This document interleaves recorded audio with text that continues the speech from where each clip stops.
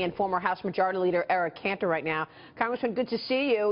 We know you're a Jeb Bush supporter. What's your take on his performance last night? Well, good morning, Maria. Yeah, listen, I thought it was Jeb's night last night for sure. I think this was the fight and the spirit that we all know Jeb has. And, you know, he did something that none of the other candidates are willing to do. He stood up to Donald Trump, and he called Donald Trump for what he is, an insult candidate, a chaos candidate, and somebody who's just not serious enough to be the commander-in-chief of our country. Yeah, but, I mean, does he have the plan to defeat ISIS, to get the economy back on track? And how come it hasn't been resonating with viewers and voters out there if you look at just the polls? Listen, I mean, I think Donald Trump has turned this campaign into a reality TV campaign series. And I think as voters near the time at which they'll go to the polls, they'll begin to look at the candidates and the plans with which they have, the vision they have to lead our country. Jeb is the only one who's laid out a specific plan on how to go and regain the prominence that America has in terms of its leadership, rebuild our military, keep our country safe, and to grow our economy.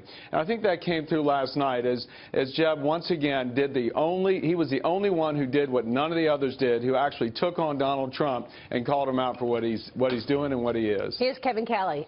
Hi, Congressman. My question to you is, how important is Iowa or New Hampshire for the governor? We're seeing Chris Christie start to make headway in New Hampshire. Does he have a game plan for those two states? Are they important for him and his momentum going into next year?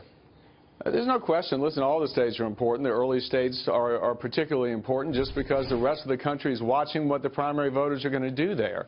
And yes, Jeb has a plan. And I think that you will see that Jeb is far ahead in terms of access on ballots in the states that have already had their deadlines. Jeb's always had the money and the infrastructure. And I think as we, again, near the time at which people are going to go to the polls, you'll begin to see people get serious in terms of what their desires are in terms of who they want to lead this country. At that point, I think the polls will begin to reflect all this hard work that's being done on the ground in these early states, and certainly here in Virginia, as Team Jeb has been the most organized, has the most and the largest grassroots network of any of the candidates that are running. Congressman, it's Dagan McDowell. We have heard what you just said about Donald Trump. We've heard that since the day that he declared his run for the presidency, and nothing sticks to him, not when it is uttered by an establishment Republican, Jeb Bush and yourself included. Well, Dagan, listen, I mean, this is again, we have still, you know, many weeks, I think it's about 6 weeks or so before the first vote is cast in this primary season. And I think that historically what you'll see is primary voters do not get serious until we're closer to the time at which they will go to the polls. Again, this has almost been, as Jeb has said last night, this has been a reality TV show in which Donald Trump has tried to insult his way to victory. And that's just not going to work. I think the American people deserve more credit than that. And I think you will see the Republican primary voters get serious and begin to look to see who is the most fit to be the commander-in-chief of our country, who's got the experience, the track record, who's laid out the most comprehensive vision to be that leader, and that's Jeb Bush. So navigate for us the next couple of months. I mean, what do you think the timing is in terms of the next person to drop out of the race, and when does this lineup start to get smaller? Who do you think is next to drop out?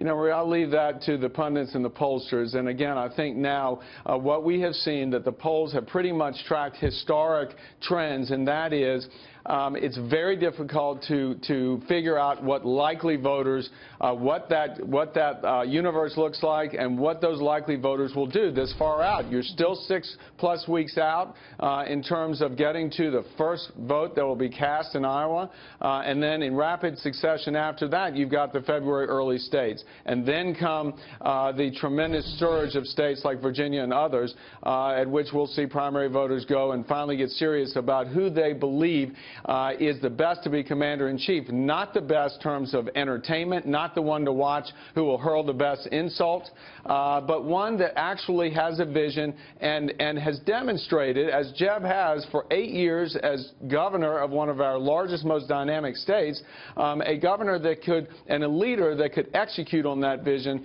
to produce better results in a growing economy and to keep the citizens safe. But Congressman, last night watching that debate, and this is not just my interpretation, this is based on Frank Luntz's work, other people writing about it.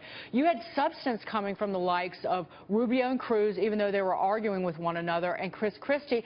And then with Donald Trump, you just had Jeb and Trump bickering with each other. That doesn't really give you the kind of momentum that Jeb needs at this point. Well, here, let me tell you, Dagan, this was the first debate since that very dangerous comment that was leveled by Donald Trump to say we've got to keep out all Muslims from this country. This was the first debate, and Jeb had a substantive response to that to say, look, it may be politically appealing for you to say that, but at the end of the day, we need our allies in the Gulf, in the Middle East, to coalesce so we can defeat ISIS, so we can get rid of Bashar Assad, so we can defeat Iran. I mean, listen, let's not forget, we have a very dangerous and a very volatile world out there. America and free-loving people are facing a tremendous threat with Islamic terrorists, and Jeb was very specific and very substantive on that point and was the only one serious enough to take on the kind of excuse that we're seeing from Donald Trump as to real policy and real vision. Congressman, let me ask you, what's your take on the debate over the technology companies and now that you're in the private sector, do you feel differently in terms of government having access to the encrypted communications for technology companies to be giving up user data to lawmakers so that they can better track terrorism? Maria, listen, at Moelis & Company, you know, we're talking to clients all the time who have concerns about the government in terms of what the government will do with that type of information. And I think even... But I think that even Jeb said last night what he would do is to make sure that there are protections for the private sector to be able to exchange that information so that the government has the benefit of the innovation and the information of the private sector and vice versa. Again, this is the type of leadership we need on this very, very important issue of the 21st century. Cybersecurity and cyber warfare, frankly, have become real issues. We've seen our vulnerabilities, and we need real leadership in order to address that. Yeah, and real quick, Congressman, what's your take on these budget agreements that we're seeing? Do you think we actually will avert a government shutdown? Now we're seeing agreements on lifting the oil export ban.